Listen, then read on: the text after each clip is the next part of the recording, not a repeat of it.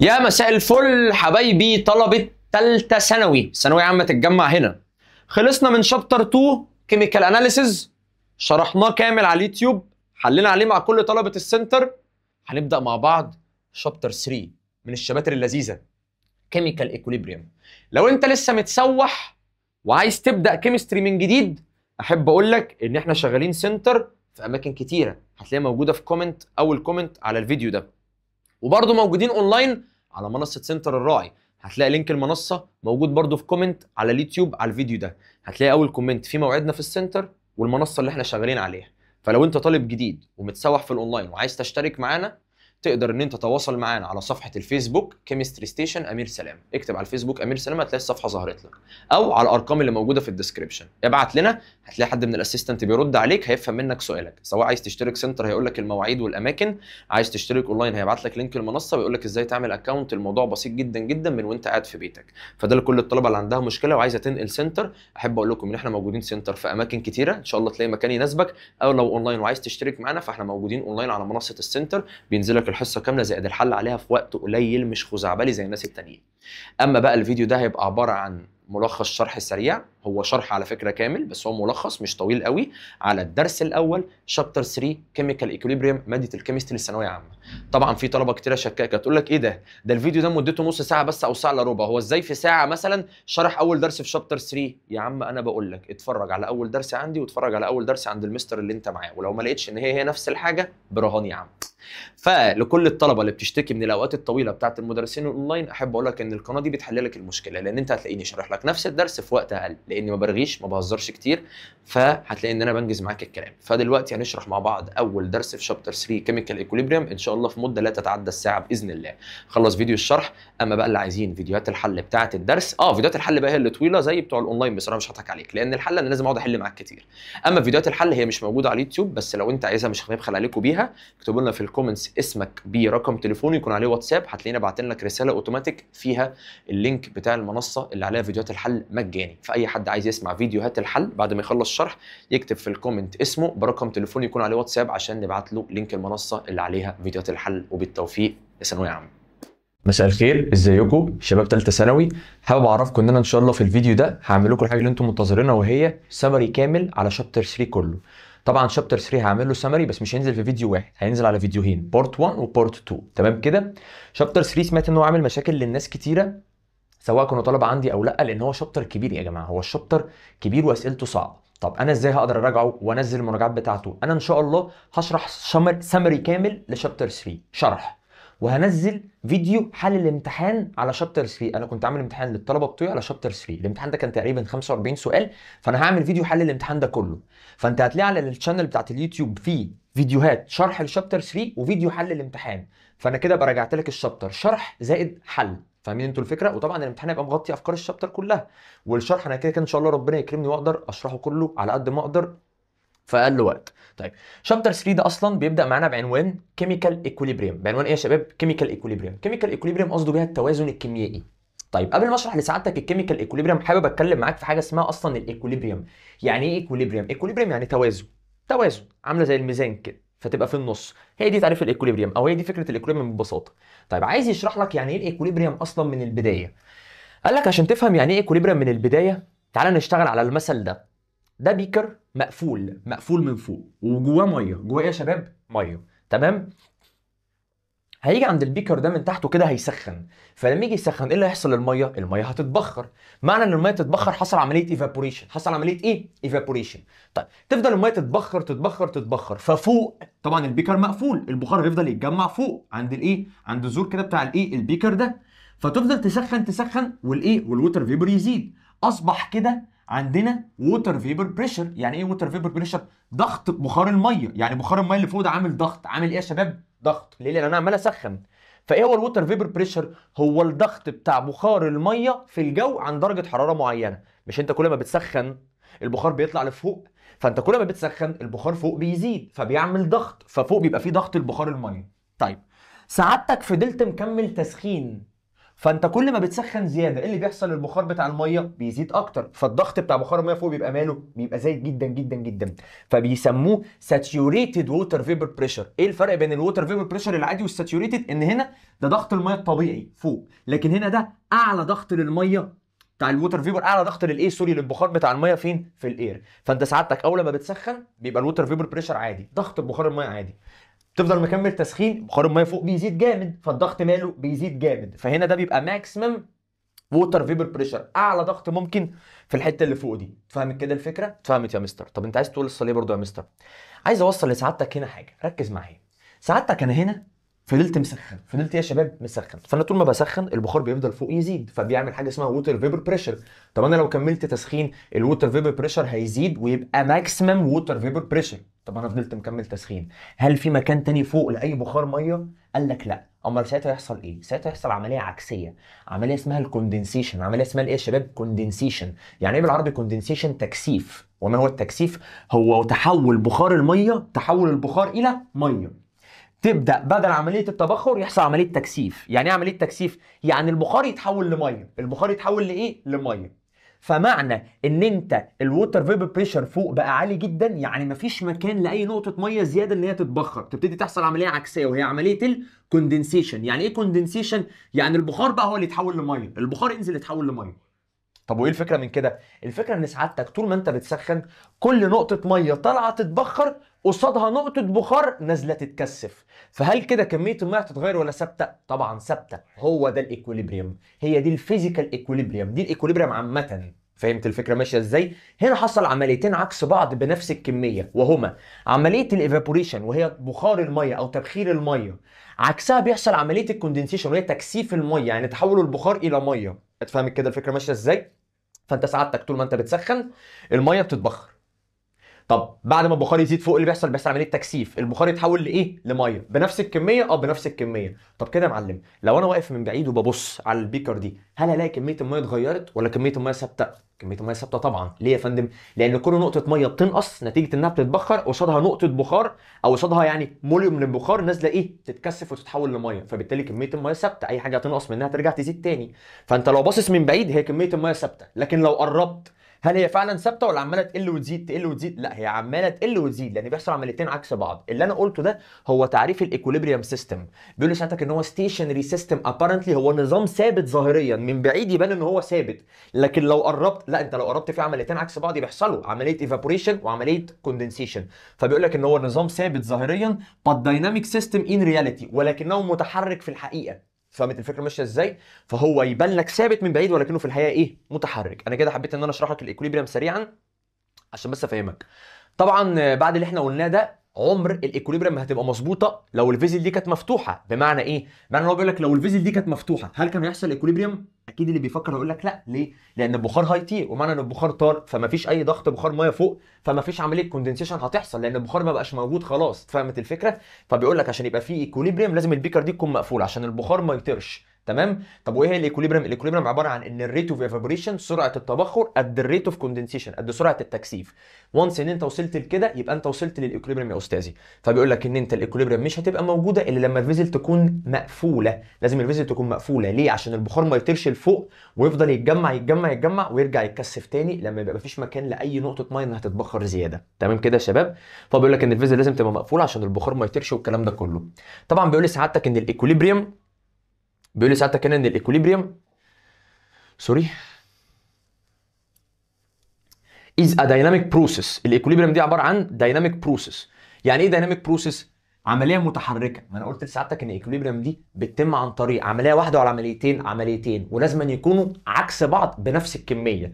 الايكوليبريم بتبقى عباره عن dynamic process، بتبقى عباره عن عمليتين لازم أن يكونوا عكس بعض وبنفس الكميه. ما هما العمليتين اللي انا شرحتهم في المثل اللي فات؟ عمليه ايفابوريشن، عمليه تبخير، والعمليه اللي عكسها عمليه ايه؟ تكثيف. فهي دي الفكره كلها، لان هو بيحصل او تيك بليس ثرو تو بروسيس، خلال عمليتين ار اوبوزيت عكس بعض، سيمولتينيوس مؤثرين، واكيور ات ايكوال فيلوسيتي، ويكونوا بنفس الكميه. زي المثل اللي فات، عمليه ايفابوريشن وعمليه كوندنسيشن، كل نقطه طالعه تتبخر قصادها بخار نازل يتكثف، فبالتالي عمليتين عكس بعض بنفس الكميه وبنفس السرعه. دي شروط الايكوليبريم، عشان كده الايكوليبريم دي از دايناميك بروسيس.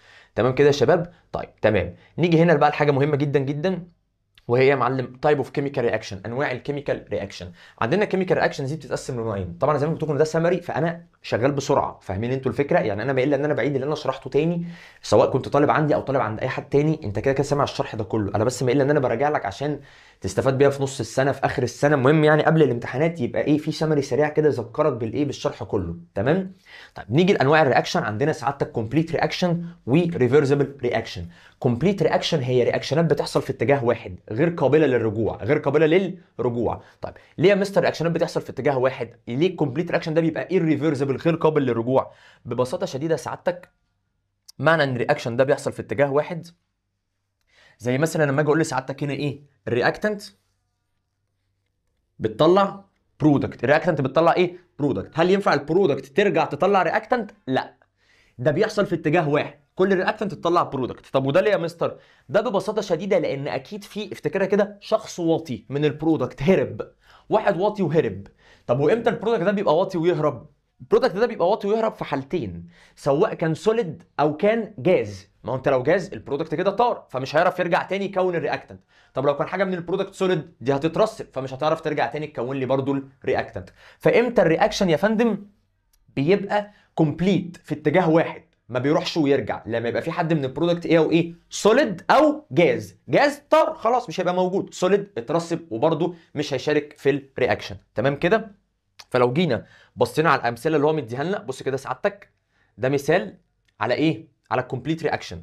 ركز كده معايا وبص في اللي عايز اقوله لك. دي رياكشن بيقول لي سعادتك اي جي ان او 3 زائد ان اس سي ال، هرسمها لك كده هنا، ماشي؟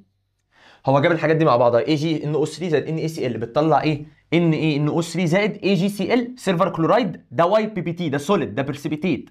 ركز كده على ده ماله؟ برسيبيتيت. هو مش انا قلت لك ان اي برسيبيتيت طالما البرودكت فيها برسيبيتيت، هل ينفع الرياكشن ده يرجع؟ هل ينفع يبقى فيه سهم راجع؟ لا. ليه؟ لان البرودكت دول عشان السهم يرجع لازم ان البرودكت دول يتجمعوا عشان يطلعوا لي الرياكتنت.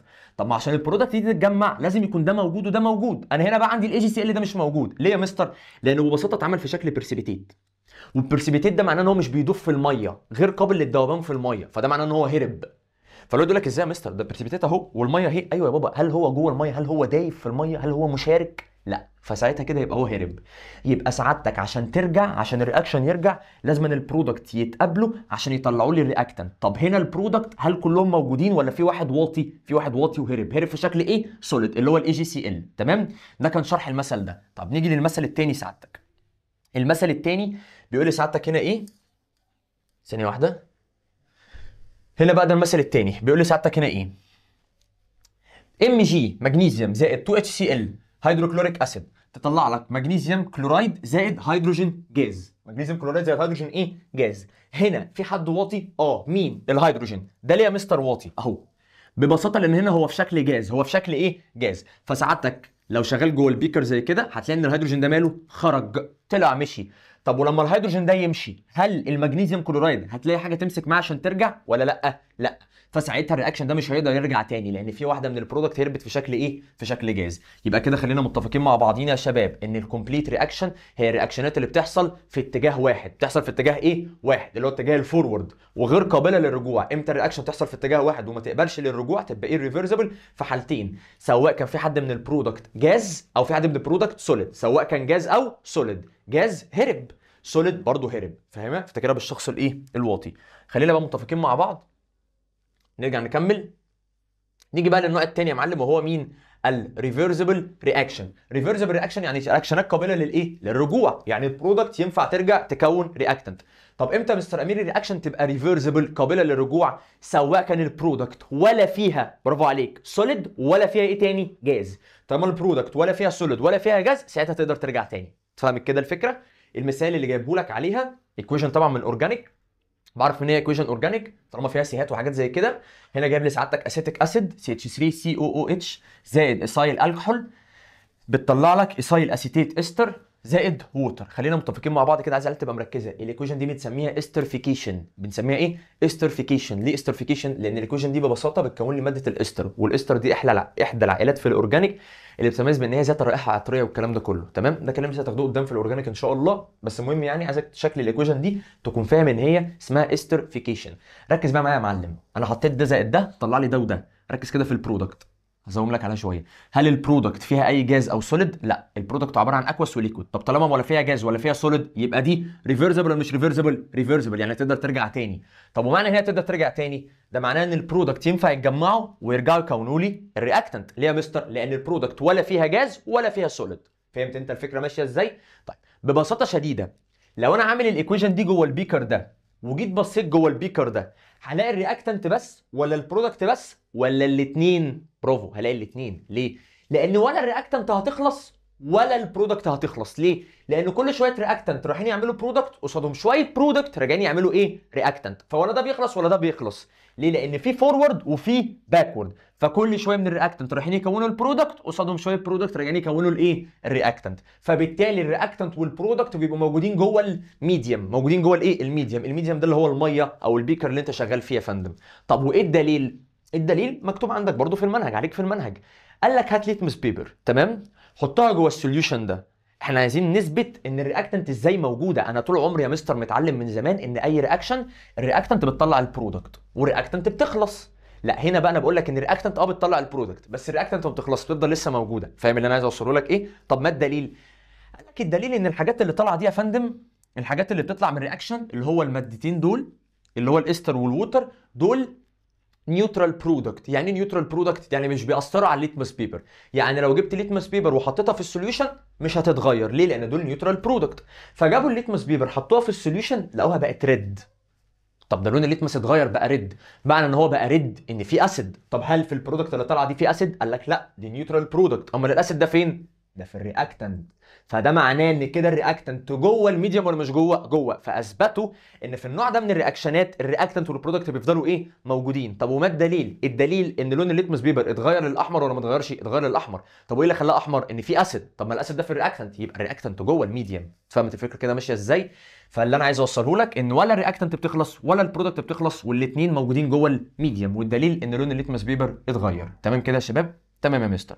فخلينا متفقين مع بعض ان احنا عندنا نوعين من الرياكشنات، نوع اسمه الكومبليت وده في اتجاه واحد سعادتك. امتى بيبقى كومبليت؟ لو حاجه من البرودكت جاز او سوليد. وعندنا نوع اسمه ريفرسبل ده في اتجاهين، اللي هو اتجاه الفورورد واتجاه الباكورد. تمام. وامتى بيبقى ريفرسبل؟ لما يبقى مفيش حاجه من البرودكت او رياكتنت جاز او سوليد، سوري، من البرودكت تبقى جاز او سوليد. تمام كده؟ تمام يا مستر. طيب اوكي، مستر هو ينفع الرياكشن؟ انت قلت لي لو برودكت جاز ساعتها يبقى كومبليت لان الجاز بيهرب. طب لو انا عايز اخلي الجاز ده ما يهربش اعمل ايه؟ اقفل الفيزل من فوق. فلو انا عامل الرياكشن اللي بتطلع جاز قافل الفيزل من فوق، هل كده الجاز هيهرب ولا يفضل موجود؟ هيفضل موجود. طب وساعتها تبقى كومبليت ولا ريفرسبل؟ لا، ساعتها تبقى ريفرسبل.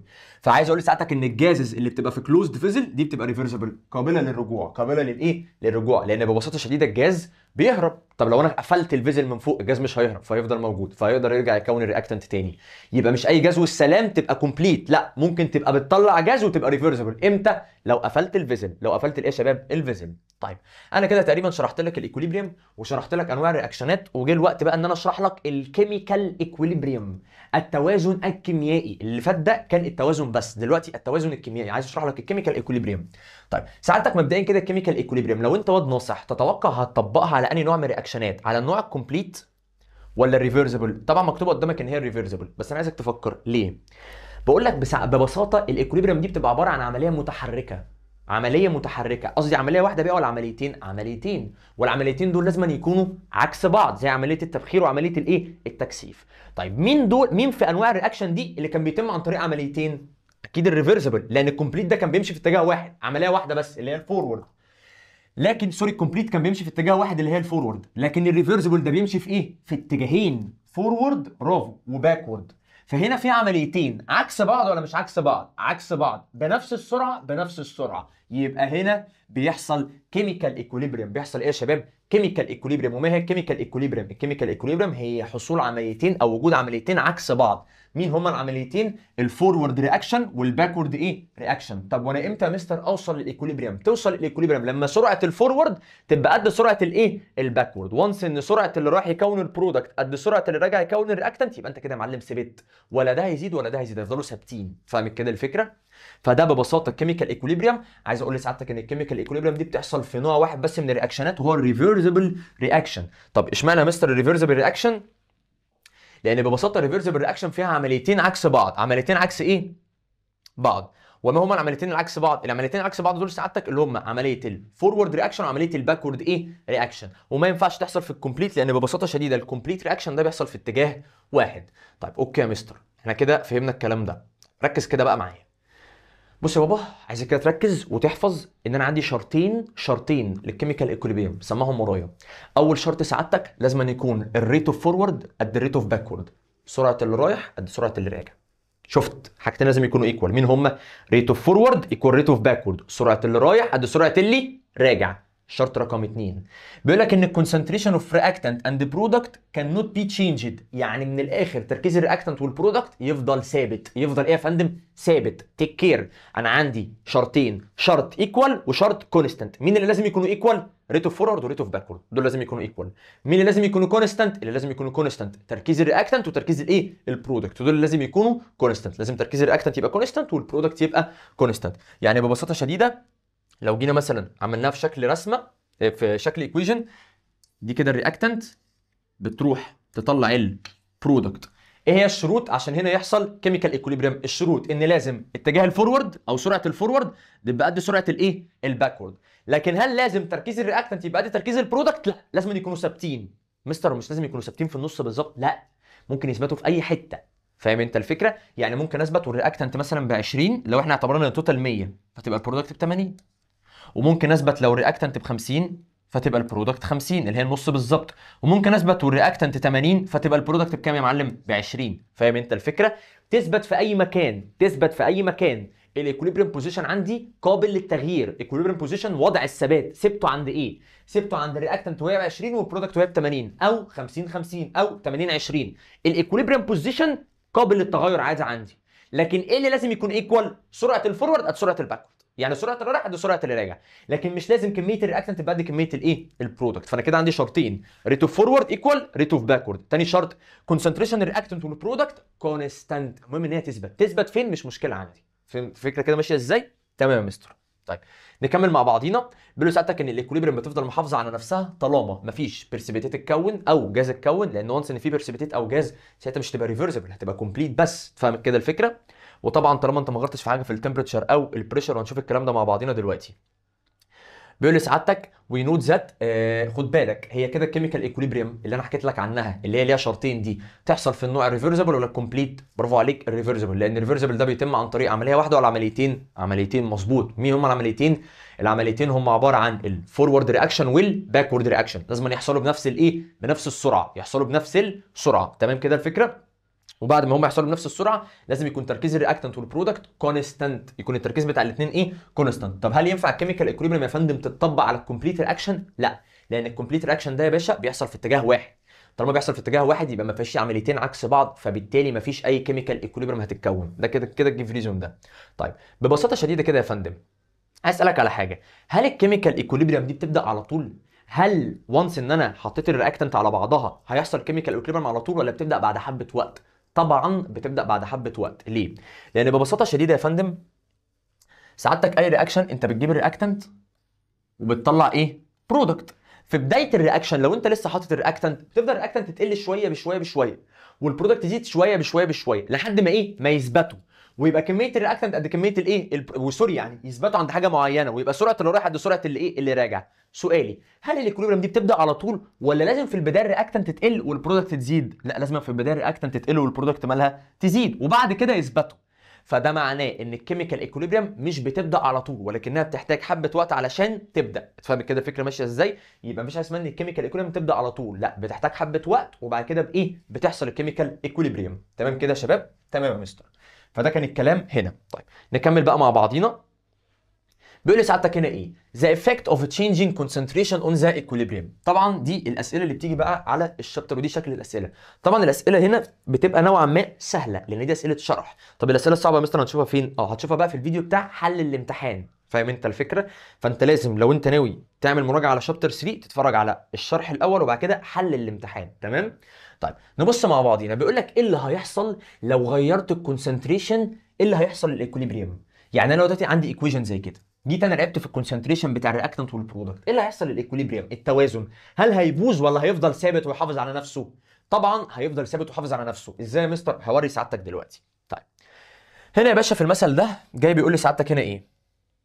بص يا فندم، بيقول لك ان احنا جبنا الهيدروجين جاز مع الكربون دايوكسيد طلعت ميه وسي او. ايه اللي هيحصل للايكوليبريم لما احط كميه زياده من الهيدروجين جاز؟ هزود الهيدروجين جاز، هزود الهيدروجين ايه؟ جاز. سعادتك خلينا متفقين على قاعده نقلها ورايا. ركز كده في القاعده دي، اكتب الناحيه اللي تزود فيها الرياكشن تروح عكسها. الناحيه اللي تزود فيها الرياكشن تروح عكسها. بمعنى انت دلوقتي جاي تزود هيدروجين صح؟ الرياكشن تمشي فورورد. تمشي ايه؟ فورورد. ليه يا مستر؟ سعادتك انت بني ادم، او بلاش يعني ايه اقول لك، انت انا واحد رزل جاي ارخم. بمعنى ان الايكويشن دي في ايكوليبريم، حاله ايكوليبريم، حاله توازن. انا جاي ارخم. جاي ارخم ازاي؟ جاي ازود هيدروجين، جاي ابوظ التوازن. هل هي هتسمع كلامي هتروح تبوظ التوازن ولا هتعمل عكسي؟ طبعا هتعمل عكسي. فانا جاي ازود الرياكتنت، تقوم هي رايحه تزيد في البرودكت. ليه؟ بتعمل عكسي. طب ليه يا مستر؟ عشان تحافظ على التوازن. عايز تفهمها اكتر؟ اكيد كلنا شفنا اليوتيوب دي كده يوتيوب تمام. بص كده اليوتيوب دي، انت طول عمرك متعلم في اليوتيوب دي. لو انا جيت زودت هنا ميه، دلقت هنا ميه في الناحيه دي، هل الميه بتزيد في الناحيه دي ولا تروح تزيد الناحيه الثانيه؟ طبعا بتجري تزيد الناحيه الثانيه لحد ما يبقوا ايه؟ قد بعض. عارف انت البتاعه دي اللي هي البتاعه الزرقاء اللي ايه؟ اللي واخده كيرف دي، اللي واخده شكل حرف اليو، دي بيسموها يوتيوب. انت في اليوتيوب دي لو جيت هنا زودت ميه، هل الميه بتزيد في الناحيه اللي انت زودت فيها ولا بتروح تزيد الناحيه الثانيه؟ تروح تزيد الناحيه الثانيه. ليه؟ عشان يفضلوا ثابتين. نفس اللي بيحصل هنا. انت جيت زودت في الرياكتنت، هل هي هتزيد في الرياكتنت ولا تروح للبرودكت؟ تروح للبرودكت. طب هي ليه بتعمل عكسي؟ عشان انت رزل، انت داخل تبوظ الايكوليبريم يا بابا. انت اللي داخل تلعب في الايكوليبريم، فهي مش عايزه تعمل اللي انت عايزه. هي بتروح تعمل عكسك عشان تحافظ على الايكوليبريم. انت جاي تزود الرياكتنت، تقوم هي رايحه تزيد في البرودكت. ليه؟ عشان تحافظ على الايكوليبريم بتاعتها. بتعمل عكس الفعل بتاعك، بتعمل رد فعل عاكس ليك. فانت جاي تزود الهيدروجين، تقوم هي ماشيه ازاي؟ ماشيه فورورد. ليه ماشيه فورورد؟ عشان تزود الرياكتنت فتحافظ على التوازن بتاعها. فهمت انت الفكره؟ فالناحيه اللي تزود فيها الرياكشن او الايكوليبريم تروح عكسها. فانت هتزود في الرياكتنت، هي تمشي العكس، فتمشي في اتجاه مين؟ البرودكت. فتقول شيفت فورورد. شيفت ايه يا شباب؟ فورورد. تمام كده؟ تمام يا مستر. طب نشوف السؤال الثاني. يبقى كده اول واحده شيفت فورورد. ثاني واحده بيقول لك اد اكسس اماونت اوف ووتر فيبر. فين الووتر فيبر؟ اهي. هيزود ووتر فيبر. طب انا دلوقتي لو جيت زودت ووتر فيبر، الناحيه اللي تزود فيها الرياكشن تروح عكسها. هي ليه بتعمل عكسي؟ علشان انت اللي غتت، انت اللي داخل تبوظها، انت اللي داخل تزود البرودكت. فانت عايز تبوظ الايكوليبريم، تقوم هي رايحه زايده في الرياكتنت. طبعا مش هتروح بالزياده كلها، تاخد جزء من الزياده لحد ما يبقوا متساويين. افتكرها برسمه اليوتيوب، انت جاي تزود ميه هنا، هل الميه كلها هتزيد في الناحيه دي ولا بتروح تزيد الناحيه الثانيه؟ تزيد الناحيه الثانيه لحد ما يبقوا ايه؟ متساويين تاني. هي عايزه تحافظ على الايكوليبريم، فانت اي زياده هتعملها في البرودكت تروح تزيد هي في الرياكتنت لحد ما يرجعوا يبقوا قد بعض. يعني هي البرودكت هتزيد، ما انا جاي ازود البرودكت، كده كده لازم هتزيد. بس هل الزياده كلها هتاخدها البرودكت ولا هتاخد جزء منها؟ هتاخد جزء منها. طب وباقي الزياده تروح للرياكتنت. باقي الزياده تروح لمين؟ للرياكتنت. فانت ساعتك هنا جاي تزود ووتر فيبر، تقوم هي شيفت ايه؟ باكورد، لان انت زودت البرودكت فهي تمشي العكس، فتشيفت باكورد. طيب نكمل بقى مع بعض عشان نحل الاثنين التانيين. من اول رقم 3 اكتب القاعده دي، الناحيه اللي تشيل منها الرياكشن تروح لها. يبقى اول قاعده الناحيه اللي تزود فيها الرياكشن تروح عكسها. تاني قاعده الناحيه اللي تشيل منها الرياكشن تروح لها. طب هنا عايز يعمل ريموف، عايز يشيل مين؟ كربون مونوكسيد، اللي هو ده الكربون مونوكسيد. طيب كربون مونوكسيد ده في البرودكت ولا مش في البرودكت؟ برافو عليك، ده في البرودكت. طب انا عشان اشيل كربون مونوكسيد، الناحيه اللي تشيل منها الرياكشن ايه؟ تروح لها. طيب ما انت دلوقتي بتشيل من ناحيه البرودكت، فالرياكشن كده هتروح لها، فالرياكشن كده هتروح لمين؟ للبرودكت. يبقى هنا شيفت ايه؟ شيفت فورورد. ليه؟ لان انا بشيل من البرودكت. انت عايز تقلل البرودكت صح؟ تقوم هي رايحه تزودها. ليه؟ ما انت اللي غتت، انت اللي داخل تنقص البرودكت، فهي رايحه تعوض النقص اللي انت عامله، رايحه تزودها هي عشان تفضل ثابته في مكانها. فاهم؟ نفس الكلام في اليوتيوب. لو انت جيت شفطت ميه، هل الميه بتتشفط كلها ولا بتروح تشفط من الناحيه الثانيه؟ تروح تشفط من الناحيه الثانيه عشان تزيد عندك، عشان ترجع ثابته تاني. فاهم انت الفكره؟ فانت دلوقتي جاي تقلل من البرودكت، هل هي تسيبك تقلل؟ لا طبعا. تقوم هي رايحه ناحيه البرودكت عشان تعمل ايه؟ عشان تزودها هي، عشان تحافظ على الايكوليبريم. فاهم كده الفكره؟ فانت سعادتك هنا لو جيت تقلل من البرودكت، الناحيه اللي تشيل منها الرياكشن تروح لها، الناحيه اللي تشيل منها الرياكشن تروح لها. فانت بتشيل من البرودكت يبقى الرياكشن هتروح للبرودكت، فتبقى شيفت ايه؟ فورورد. تمام كده يا شباب؟ طيب رقم 4 ريموف اماونت اوف كربون دايوكسيد، اللي هو السي او 2. سعادتك جاي تشيل سي او 2، جاي تقلل سي او 2. السي او 2 ده فين؟ في الرياكتنت. طب واحنا اتفقنا على ايه؟ الناحيه اللي تشيل منها الرياكشن تروح لها. طب ما انا بشيل من الرياكتنت، فالرياكشن تمشي ناحيه الرياكتنت، فتمشي ايه؟ فورورد. شيفت فورورد. ليه؟ لان انت بتشيل من الرياكتنت، فهي تروح ناحيتها. تمام كده يا شباب؟ تمام يا مستر. ده كان الكلام على على تاثير الكونسنتريشن. طيب خلاصه الكلام ان انت سعادتك لو انت جيت زودت الرياكتنت كلها، لو انت جاي تزود الرياكتنت، الرياكشن تمشي ازاي؟ فورورد. طب لو انت هتزود البرودكت، الرياكشن تمشي ازاي؟ باكورد. الناحيه اللي تزود فيها الرياكشن تروح عكسها، الناحيه اللي تزود فيها الرياكشن تروح عكسها. طب لو انت جاي تشيل من الرياكتنت هتروح لها تمشي باكورد. طب لو انت جاي تشيل من البرودكت هتروح لها تمشي فورورد. فاهم كده الفكره؟ كده انا تقريبا شرحت ايه اللي بيحصل لما باجي العب في الكونسنتريشن بتاع الرياكشن. اللي بيحصل لما باجي العب في الكونسنتريشن بتاع الايه يا شباب؟ بتاع الرياكشن. ببساطه شديده، هل كده الكونسنتريشن لما قعدت العب فيه او اغير فيه هل اثر على الايكوليبريم ولا ما اثرش؟ برافو عليك، ما اثرش. ليه؟ لان انا كل ما اعمل حاجه هي تعمل رد فعل ولا ما تعملش رد فعل؟ بتعمل رد فعل. رد الفعل ده مساوي ليا ولا مش مساوي؟ مساوي، فهي بالتالي بتحافظ على نفسها. فاهم انت الفكره؟ انت جيت تزود الرياكتنت هي تروح تزيد في البرودكت، فالايكوليبريم ما باظتش، تحافظ على نفسها. طب انت جيت تشيل من الرياكتنت هي تروح للرياكتنت عشان تحافظ على الايكوليبريم، فبالتالي هي ما باظتش. فمن الاخر كده الكونسنتريشن مش بيأثر على الايكوليبريم. تمام؟ تعال نشوف فاكتور رقم 2 من الحاجات اللي بتأثر او هنشوف هي هتأثر على الايكوليبريم ولا لا، وهي التمبريتشر. هي مين؟ التمبريتشر. طيب قبل ما ابدا معاك على تأثير التمبريتشر على الايكوليبريم، قبل ما اقول لك ما هو تأثير التمبريتشر على الايكوليبريم، تعال اتكلم معاك في حاجه. ان انا عندي اصلا نوعين من الرياكشنات. عندي رياكشنات يا معلم اكزوثيرميك ورياكشنات اندوثيرميك. رياكشنات اكزوثيرميك دي رياكشنات طارده للحراره. طب ورياكشنات الاندوثيرميك دي رياكشنات جاذبه للحراره. طيب بص يا فندم، دلوقتي انا لو اتكلم مع سعادتك في رياكشن اكزوثيرميك، عايز اجيبها لكم على الوايت بورد احسن. بص يا باشا، معنى ان الرياكشن اكزوثيرميك ده الرياكشن الاكزوثيرميك اللي انا هرسمه. تمام كده؟ خلينا نتفق مع بعض ان لو احنا عملنا كده انرجي، تمام، الرياكشنات الاكزوثيرميك بيبقى عندها مين اعلى في الانرجي، الرياكتنت ولا البرودكت؟ معنى ان هي اكزوثيرميك يبقى هي بتطلع حراره، بتطلع ايه؟ حراره. طبعا هي بتطلع حراره يبقى الرياكتنت عندها انرجي اعلى من الايه؟ من البرودكت. عندها انرجي اعلى من الايه؟ من البرودكت، وتبقى دي الرياكتنت ودي الايه؟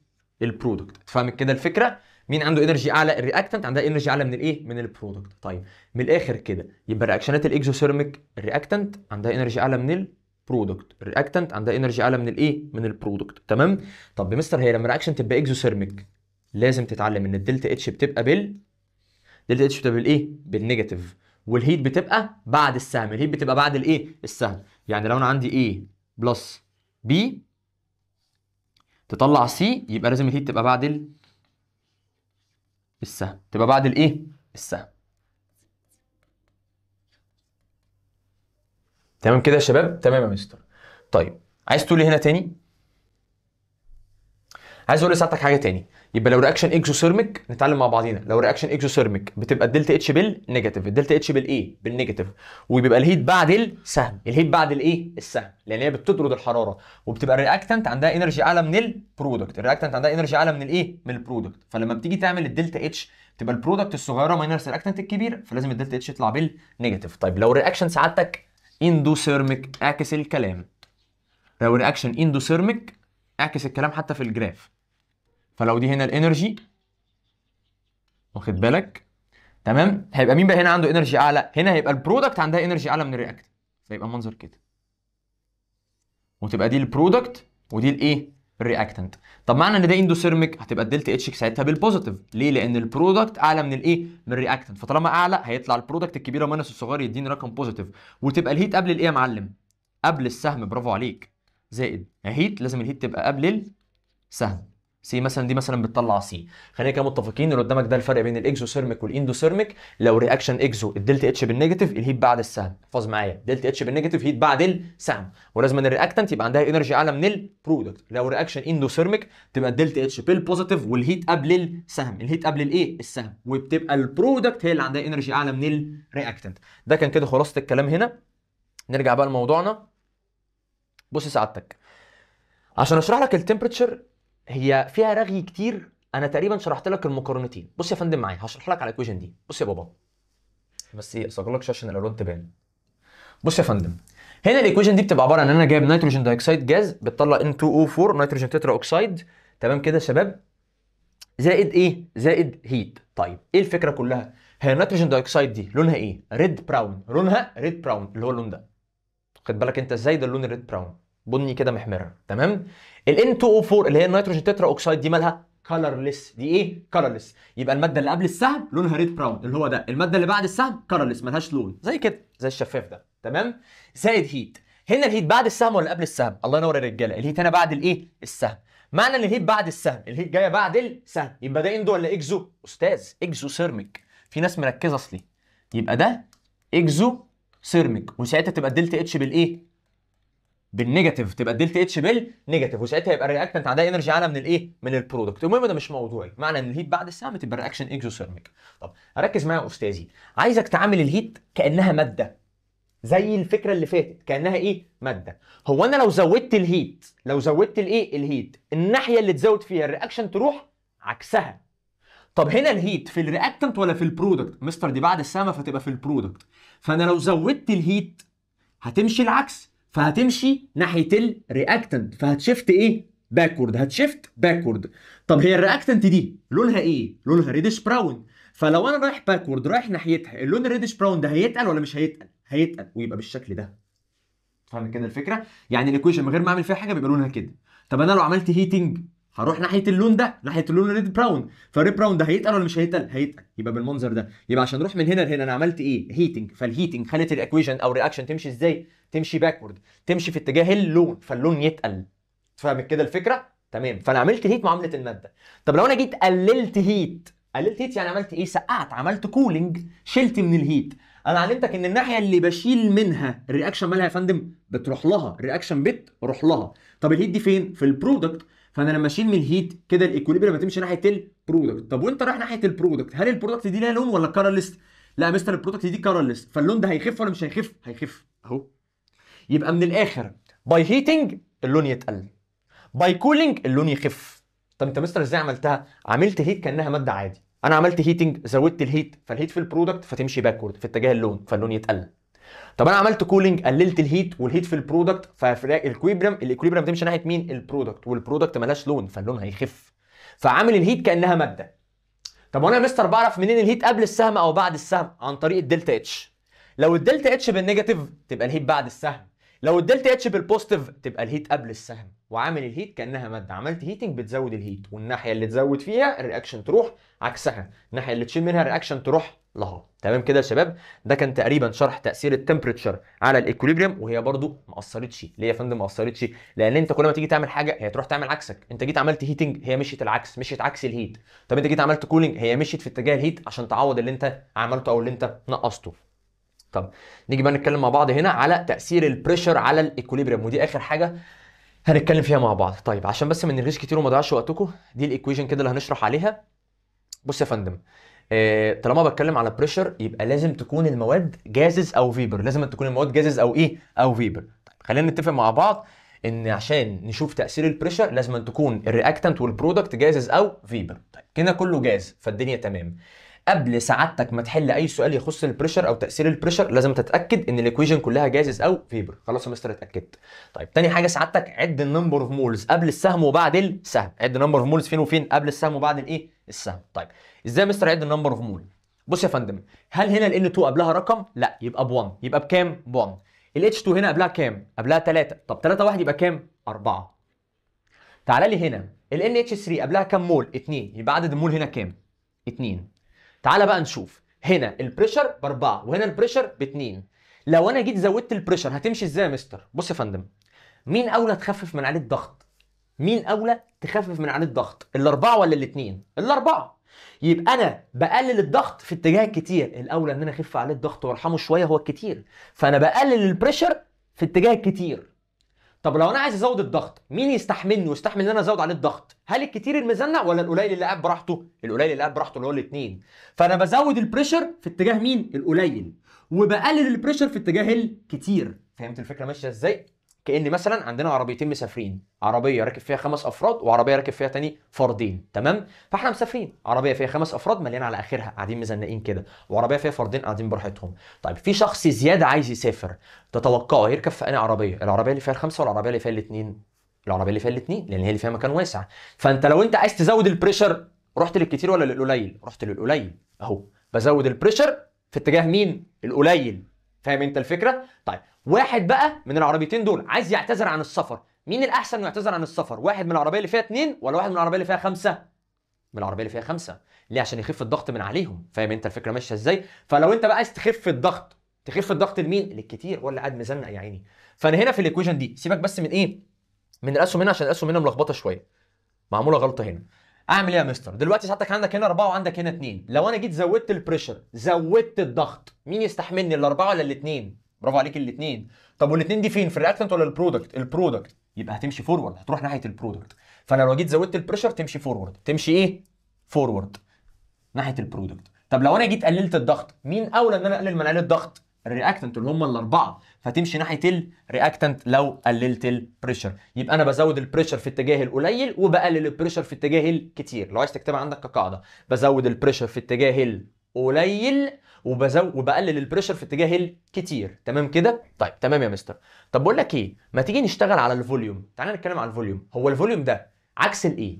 عكس البريشر. الفوليوم ده عكس الايه؟ البريشر. فالعلاقه ما بينهم كده ان الفوليوم دايركت بروبورشنال مع ال1 اوفر بي، عكس بعض يعني. سعادتك لو انا زودت البريشر، ضغطت، ايه اللي يحصل؟ الفوليوم هيقل. طب لو انا جيت قللت البريشر، اديت مساحات كده وخليت كل واحد براحته، ايه اللي يحصل؟ الفوليوم هيزيد. فالبريشر عكس الايه؟ الفوليوم. طب انا يا مستر الفوليوم هل هو عندي في الاسئله يعني او عندي في الشرح؟ لا، بس انت ترجم البريشر لفوليوم، بمعنى ان انا لو جيت قلت لك ان انا هزود البريشر هضغط، يبقى انا هعمل ايه في الفوليوم؟ هقلله. فاهم انت الفكره؟ هزود البريشر يبقى هقلل الفوليوم، عكس بعض. طب لو انا جيت سالتك هنا في سؤال قلت لك ايه اللي هيحصل لما الايكوليبريم لما تمشي ازاي؟ هتمشي فورورد ولا باكورد؟ لما اقلل الفوليوم. مستر اقلل الفوليوم يبقى ازود البريشر. شفت دلوقتي الترجمه ازاي؟ اقلل الفوليوم يبقى ازود الايه؟ البريشر. ترجم اللي مش عارفه للي عارفه. طب لما يقلل الفوليوم ده معناه انه هيزود البريشر. طب والبريشر بيزيد في انهي اتجاه؟ بيزيد في اتجاه القليل، تمشي فورورد. حلها. طب ايه اللي هيحصل لو زودت الفوليوم؟ زودت الفوليوم يبقى انا هقلل البريشر. برافو عليك. طب وانا لو هقلل البريشر تروح في اتجاه مين؟ الكتير، فتمشي باكورد يا فندم. ده كان كده تاثير البريشر على الايكوليبريم، وهي برضو بتعمل عكسك. تفهم كده الفكره ماشيه ازاي؟ سواء سالك بريشر او فوليوم انا علمتك تحل ازاي. طبعا بقى عندك اسئله كتيره جدا سواء في المعاصر او في ملزمتك او في اي حاجه او ملزمه الاسئله اللي معانا، تقدر تتدرب منها بقى على ايه؟ على افكار الاسئله دي، سواء معايا او مع اي حد تاني او حتى بتذاكر من المعاصر. الكلام ده كله الاسئله دي موجوده فيه، تقعد بقى تتدرب مع نفسك، تمسك كده مساله وتقعد تحل عليها الايه؟ البريشر. تمام كده يا شباب؟ ده كان الكلام على تاثير البريشر. طيب نشوف كده مع بعضينا. واضح بعد اللي احنا قلناه ده كله ان انت سعادتك اي حاجه بتيجي تلعب فيها في الايكوليبريم، سواء كانت كونسنتريشن او تمبريتشر او بريشر، هي مش بتسمع كلامك، هي بتعمل رد فعل ليك. بمعنى ان انت جيت تلعب في التمبريتشر، هل هي سمعت كلامك ولا عملت العكس؟ عملت العكس. جيت تبوظ الكونسنتريشن، عملت العكس. ونفس الكلام في البريشر. اللي اكتشف الكلام ده عالم فرنساوي اسمه لي شاتيليه، فعمل لنا حاجه اسمها لي شاتيليه برنسبل. ايه فكره اللي شاتيليه برنسبل؟ قال لك في اللي شاتيليه برنسبل ان تغيير اي فاكتور من الايكوليبريم سواء كان كونسنتريشن او تمبريتشر او بريشر هيخلي الايكوليبريم او السيستم يروح في اتجاه عكس او يكنسل اللي انت بتعمله. بمعنى سعادتك ان انت لو جيت تزود تركيز الرياكتنت، هل هي بتزيد في الرياكتنت ولا تروح تزيد في البرودكت؟ تروح تزيد في البرودكت، فبتعمل عكس اللي انت عايزه، فبتكنسل الايفكت بتاعك. يبقى اي تغيير في الثلاث حاجات دول عشان يبوظ الاكوليبريم، هل هيحصل ولا هيتلغي؟ هيتلغي. نتيجه ايه؟ ان انت لو جيت بوظت الكونسنتريشن او التمبريتشر او البريشر، السيستم هيروح في عكس اللي انت بتعمله. جيت تزود الهيت هو يروح يقللها، جيت تقلل الهيت هو يروح يزودها، فهو بيعمل افكت عكس اللي انت بتعمله، فبيكنسل الايه؟ التاثير بتاعك. هو بيعمل رد فعل للفعل بتاعك، رد فعل عكسي. انت رايح تعمل فعل هو يعمل رد فعل عكسي، فبالتالي ما بيحصلش حاجه.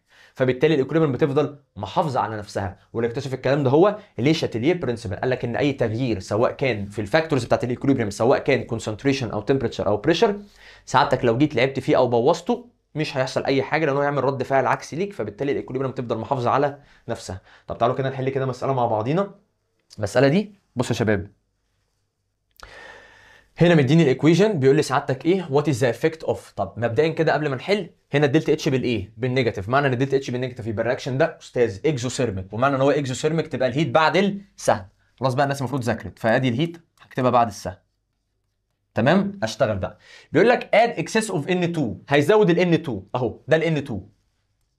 ال ان 2 ده فين يا معلم؟ في الرياكتنت، الناحيه اللي تزود فيها الرياكشن تروح عكسها. طب هو في الرياكتنت، فكده الرياكشن تمشي ازاي؟ فورورد، تمشي فورورد. فهتبقى ايه؟ الاولى شيفت فورورد، رقم 1 شيفت فورورد. طيب رقم 2،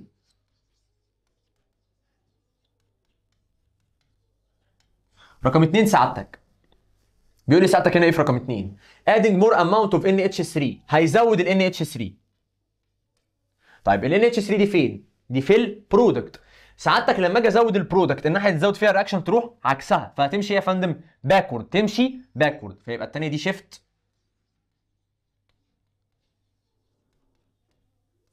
باكورد. تمام؟ طيب نكمل مع بعض. رقم 3 raising temperature، هيزود التمبريتشر. ساعتك التمبريتشر اللي هي قصده بيها مين؟ قصده بيها الهيت. قصده بيها مين؟ الهيت. الهيت اهي. الهيت دي قبل السهم ولا بعد السهم؟ برافو، بعد السهم في البرودكت. فلو جيت زودت الهيت هي في البرودكت، هتقوم هي ماشيه الايه؟ العكس، هتروح ناحيه الرياكتنت، فتبقى شيفت باكورد برضه. فاهم كده الفكره؟ طيب نكمل مع بعضينا. decreasing temperature، هيقلل الهيت. هي الهيت دي فين؟ في البرودكت. طب الناحيه اللي تشيل منها الرياكشن تروح لها، فهو لو شال من الهيت الرياكشن هتمشي ازاي؟ فورورد. هتمشي ازاي؟ فورورد، هتروح في اتجاه الهيت، فهتروح ناحيه البرودكت، فشيفت دي فورورد، فتبقى دي شيفت فورورد. طيب رقم 5 ديكريزنج بريشر. قلت لك قبل ما تحل السؤال البريشر تتاكد كله جاز، كله جاز يا مستر والدنيا تمام. طيب بعد ما ان كله جاز تروح تعمل ايه؟ تعد النمبر اوف مول قبل السهم وبعد السهم. بعد السهم انا عندي 2 مول، قبل السهم هنا 3 وهنا مفيش، يبقى كام؟ 1، يبقى توتال 4. 4 و2. تعال نشوف مع بعض. هو عايز يقلل البريشر، انا بقلل البريشر بخف الضغط. مين اللي يستاهل ان انا اخف من عليه الضغط؟ الكتير. فانا بقلل البريشر في اتجاه الكتير اللي هو في اتجاه الرياكتنت، فاللي هي شيفت ايه؟ باكورد. فتبقى الاخيره شيفت باكورد، لان انا هقلل البريشر في اتجاه الكتير، والكتير ده في الرياكتنت، فتبقى شيفت باكورد. فاهم كده الفكره يا شباب؟ كده الفكره اظن وصلت واتدربنا عليها كمان كحل وكده. تمام؟ ممكن اخد لنا بقى سؤال تاني، نحل سؤال تاني. بصوا بقى السؤال ده فكرته نفس فكره اللي فات، بس ايه الزياده عليه؟ عايزك تقول لي ايه اللي هيحصل لما ازود او اقلل او الجو ده كله تمام. هتقول لي شيفت فورورد ولا شيفت باكورد، زائد ايه اللي يحصل لتركيز الهيدروجين. ايه اللي يحصل لتركيز الايه؟ الهيدروجين. عايزين نعرف الهيدروجين جاز هيزيد ولا هيقل. فين الهيدروجين جاز في الايكويشن؟ اهو قبل السهم في الرياكتنت. فانت وانت بتحل قول لي تركيز الهيدروجين هيزيد ولا هيقل. طيب مبدئيا كده هنا الدلتا اتش بالايه؟ بالبوزيتيف، فيبقى الرياكشن ده اندوثيرميك، فتبقى الهيت قبل السهم، تبقى الهيت قبل الايه؟ السهم. فاهمين كده الفكره؟ بيقول لي ساعتك اد اكسس اوف سي او 2، هيزود سي او 2. السي او 2 ده فين؟ ده في الرياكتنت. طب ما انت لو زودت السي او 2 اللي في الرياكتنت، الناحيه اللي تزود فيها رياكشن تروح عكسها، فالايكويشن تمشي فورورد، فده هيحصل له ايه؟ شيفت فورورد، هيشيفت فورورد. تمام؟ شيفت فورورد. هل كده الايكويشن خلصت؟ او الحل سوري خلص؟ لا. هو بيقول لك طب هي هتشيفت فورورد، ايوه، ايه بقى اللي هيحصل لغاز الهيدروجين؟ هيقل، ديكريز. ليه ديكريز؟ سعادتك انت ماشي ازاي؟ انت ماشي فورورد، ماشي عكس اتجاه الهيدروجين. عكس اتجاه مين؟ الهيدروجين. طب ما انت طالما ماشي عكس اتجاه الهيدروجين، ساعتها ان الهيدروجين ايه؟ هيقل، لان انت مش رايح ناحيته، انت مش رايح تكونه، انت ماشي عكس اتجاهه، فهيفضل يقل. فكده وانا ماشي فورورد الهيدروجين بيقل. طب لو مشيت باكورد انت كده رايح للهيدروجين، فالهيدروجين ماله؟ هيزيد. فهمتوا القصد ايه من السؤال ده؟ ان هو في حته زياده او تريك زياده. طب بيقول لك ريموفينج اماونت اوف ووتر. فين الووتر؟ الووتر اهي، هيشيل اماونت اوف ووتر. طيب انت الناحيه اللي هتشيل منها رياكشن تروح لها، هيشيل ميه فالرياكشن تروح لها. طب هي الميه دي فين؟ في البرودكت، فلما يشيل من البرودكت الرياكشن تمشي فورورد. طب ولما تمشي فورورد، تمشي فورورد ده في اتجاه الهيدروجين ولا عكسه؟ عكسه، فايه اللي يحصل له؟ ديكريس برضه. برافو عليك. رقم 3 كول ذا ميكتشر. كول يعني هيقلل الهيت. طب هي الهيت هنا فين؟ قبل السهم اهي. طب انا لما اقلل الهيت، الهيت هنا في الرياكتنت، فلما اشيل من الرياكتنت الناحيه اللي تشيل منها الرياكشن تروح لها، الناحيه اللي تشيل منها الرياكشن تروح لها، فكده الرياكشن تمشي ازاي؟ باكورد، تمشي ايه؟ باكورد، عشان تعوض نقص الهيت اللي انت عملته. طب باكورد ده في اتجاه الهيدروجين ولا مش في اتجاهه؟ في اتجاه الهيدروجين، فساعتها كده الهيدروجين ماله؟ يزيد، فهنا هتبقى شيفت باكورد. وايه اللي يحصل للهيدروجين؟ انكريز، تركيز الهيدروجين ايه؟ انكريز. طب بيقول لي ساعتك هنا انكريز بريشر، قلت ساعتك طالما بريشر نتاكد ان كله جاز، جاز فيبر جاز، طبعا الفيبر تبعنا تمام كده. نعد بعد كده النمبر اوف مول، هنا 1 وهنا 1 يبقى 2 مول، وهنا 1 وهنا 1 يبقى برضو 2 مول. بص يا فندم، البريشر مالوش تاثير طالما النمبر اوف مول قبل السهم قد اللي بعد السهم. يعني لو جيت قلت لك انا هزود البريشر، هيروح في اتجاه كتير او قليل. طب هل هنا في كتير او في قليل ولا الاثنين قد بعض؟ الاثنين قد بعض. يبقى خلينا متفقين ان البريشر مش هيأثر لما يبقى عدد النمبر اوف مول قبل السهم قد عدده بعد الايه؟ السهم. فهنا ايه اللي هيحصل؟ نو افكت. تفهم كده الفكره ماشيه ازاي؟ تمام يا مستر. طيب ماشي. اخر حاجه خالص بيقول لي ساعتك ادنج كاتاليست. خلينا متفقين ان الكاتاليست ده انتوا درستوه ان هو شخص مش ظالم. بمعنى ايه؟ مش بيفضل الرياكتنت عن البرودكت، هو بيحب الاثنين زي بعض، بيحب الاثنين بنفس الكميه بالظبط. بمعنى ان انت لو حطيت كاتاليست هو هيزود الفورورد وهيزود الباكورد بنفس السرعه وبنفس الكميه.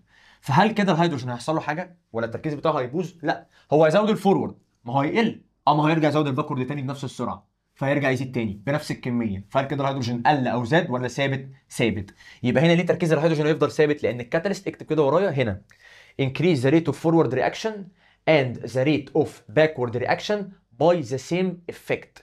So the concentration of hydrogen will be constant. طبعا الناس اللي عندي كده كده نقلها، فخلاص انا بتكلم على ايه؟ لو حد غريب بيسمع الفيديو ينقل اللي انا قلته ده في الاجابه، ان دايما الكاتاليست بيزود الفورورد وبيزود الباكورد بنفس السرعه، فبالتالي التركيز مش هيحصل له حاجه.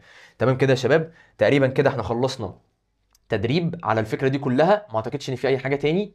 فاضل بس حته الجرافات دي اشرحها لكم، تمام؟ وبعد كده نقوم ايه؟ مكملين كلامنا. طيب بص ساعتك هنا الجرافات دي او التعريف ده، التعريف ده بعنوان ريت اوف كيميكال رياكشن. ريت اوف كيميكال ايه يا رجاله؟ رياكشن، او سرعه الكيميكال رياكشن.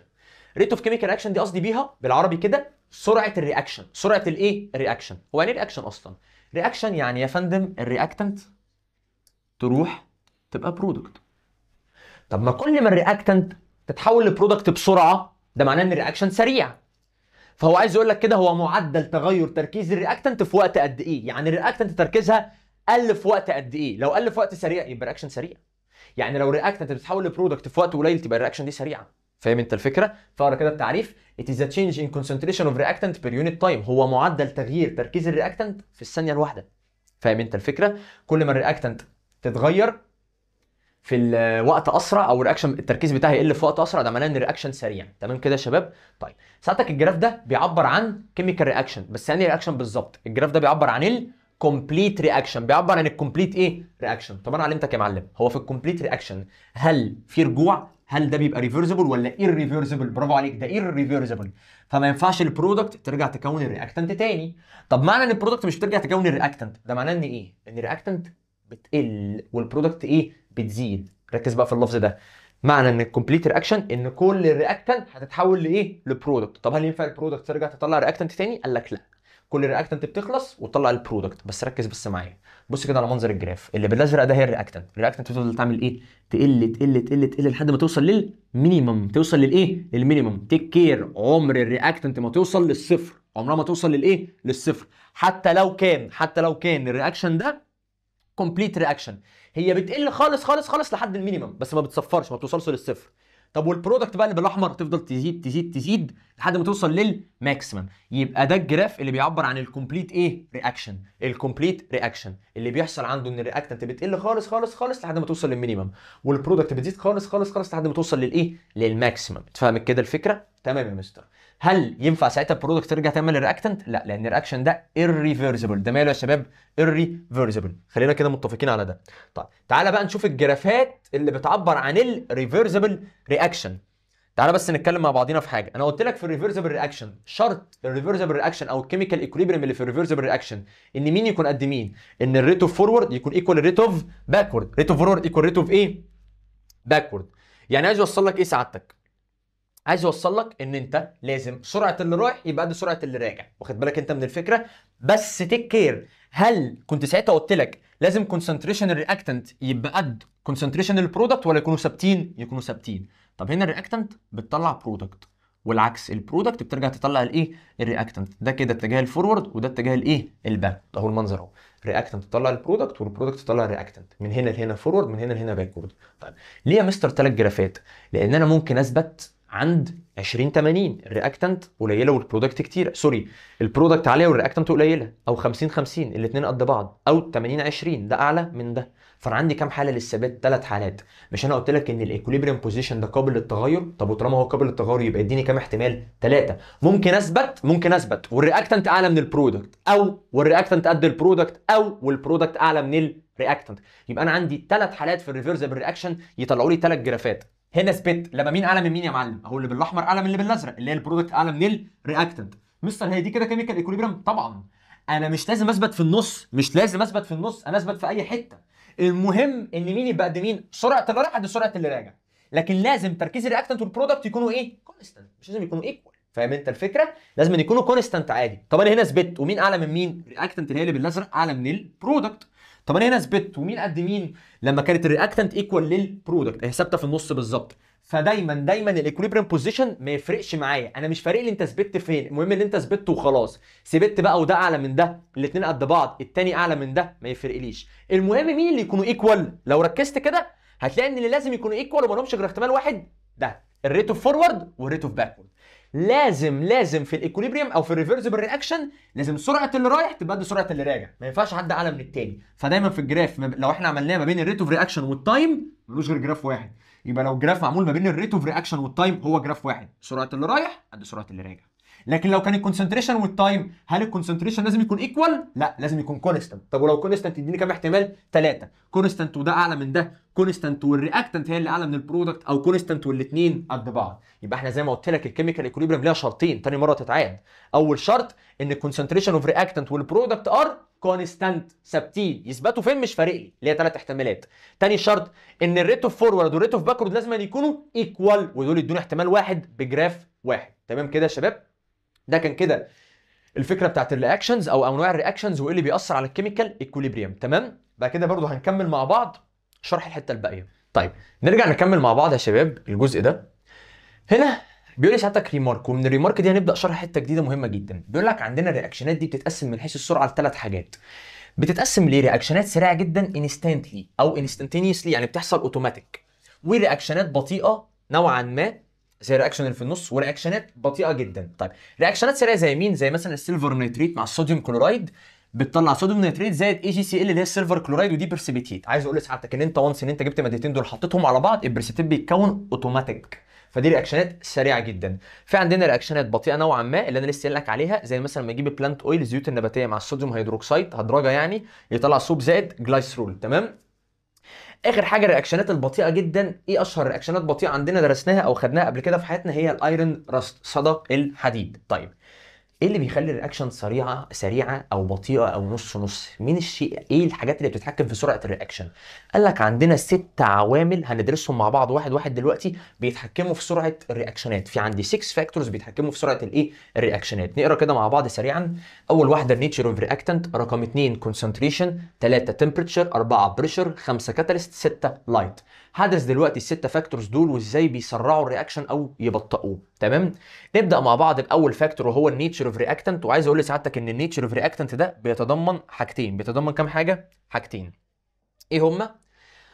اول واحده يا فندم هي التايب اوف بوند. سيبك بقى من السيرفيس اريا دي، خلينا في التايب اوف بوند. نيجي كده تايب اوف بوند. عندنا البوندز دي نوعين، يا ايونيك بوند يا كوفيلنت بوند. يعني عندنا يا اما تكون ايونيك بوند يا اما تكون كوفيلنت ايه؟ بوند. تمام كده يا شباب؟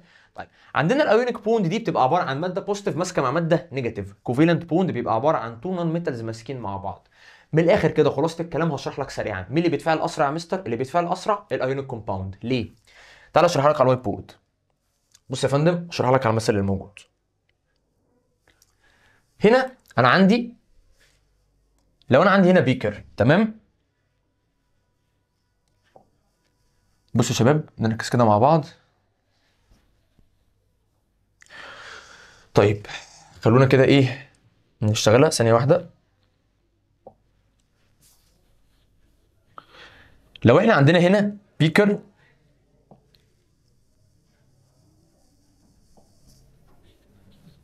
نمسح ده عشان ايه نشتغل على نضيف.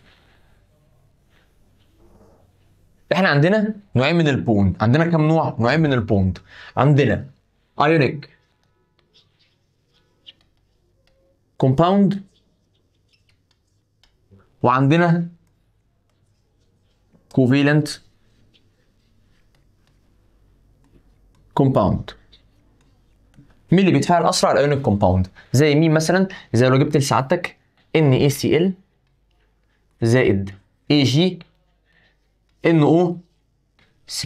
فانا لو جيت هنا جوه البيكر ده، بيكر مليان ميه، هضيف المادتين دول هنا جوه عشان يتفاعلوا مع بعض. ال NaCl وانس انه اتحط جوه الميه هيتكسر الى Na بوزيتيف، برافو عليك، وClA نيجاتيف.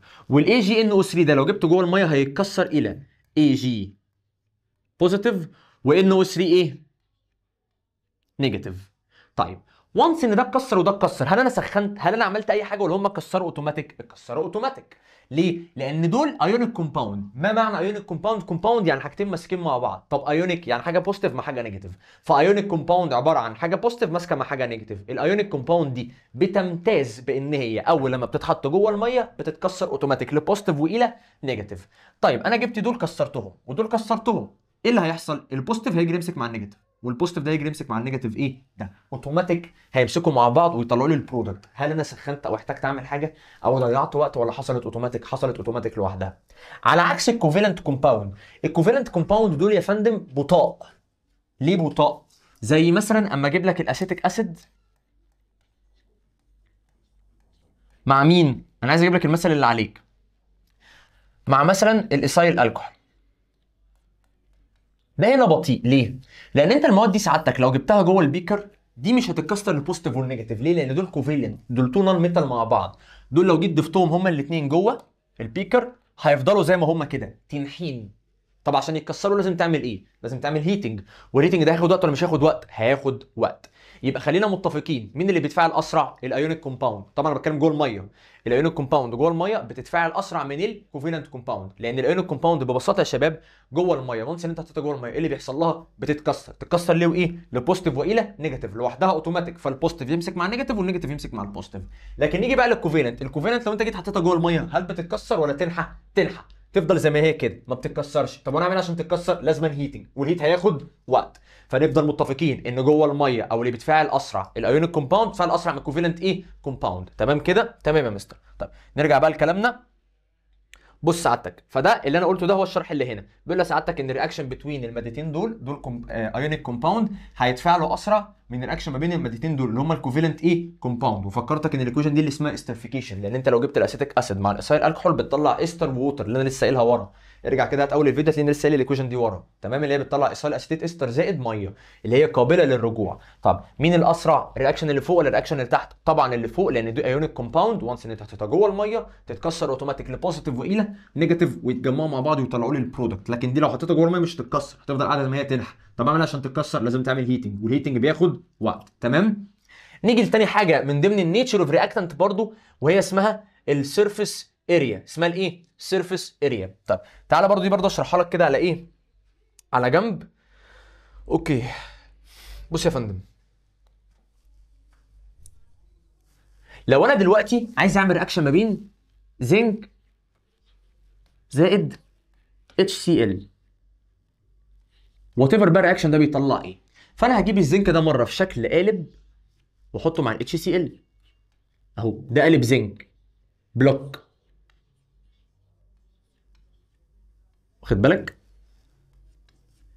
كده كده اللي طالع مش فارق لي. ومره هجيب الزنك ده في شكل باودر، في شكل ايه؟ باودر زي كده. هنا باودر، ده زنك برضه بس في شكل ايه؟ شكل باودر زائد HCl برضه، ومش فارق لي بيطلع ايه. بص يا فندم، تعالى برضو هفهمك ان ده سي مثلا دول 10 جرام ودول برضو 10 جرام. بص يا بابا، انا عايز الزنك يتفاعل مع HCl. جبت مره الزنك في شكل بلوك قالب، شكل بلوكايه قالب، وجبت مره زنك في شكل باودر بودره، الاثنين 10 جرام، ده 10 جرام وده 10 جرام، من غير ما اشرح مين يتفاعل اسرع، البلوك ولا الباودر؟ مع العلم ان الاثنين نفس الكميه. اللي يتفاعل اسرع مع الاتش سي ال هو مين يا فندم؟ برافو عليك، الباودر.